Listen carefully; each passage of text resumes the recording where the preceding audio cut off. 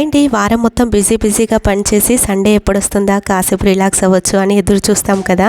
కానీ ఈ సండే అయితే మాకు అంత అదృష్టం లేదు. బావకు మళ్ళీ ఈ రోజు కూడా డే అండ్ నైట్ డ్యూటీ వేశారనమాట. మార్నింగ్ 6కి వెళ్ళారనుకోండి, మళ్ళీ నెక్స్ట్ డే 6కే వస్తారు. సో నేనైతే ఇక ఎగ్స్తో అడ్జస్ట్ అవుదాం సండే అనుకున్నాను. కానీ మా బావ ఆల్రెడీ మా పక్కన ఒక తెలుగు అన్నయ్య ఉంటే అన్నయ్యతో అయితే చికెన్ తీసి తెప్పించారు కదా. సో అందుకోసమే ఇంటికి వెళ్ళి తినిరా అని చెప్పి పర్మిషన్ ఇచ్చారట. సో అందుకే 12కి వచ్చి మళ్ళీ 1:30 కల్లా తినేసి వెళ్ళిపోతా అని చెప్పి నాకు ఫోన్ చేశాడు.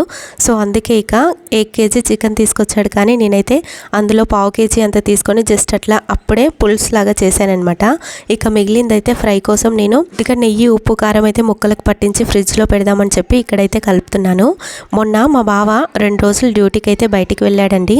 నేను పిల్లలతో ఆ 2 రోజులు ఎలా గడిపాను అని చెప్పి ఫుల్ వీడియో అయితే మన ఛానల్లో అప్లోడ్ చేశాను. కింద ట్యాగ్ చేశాను, ఒక్కసారి చెక్ చేయండి.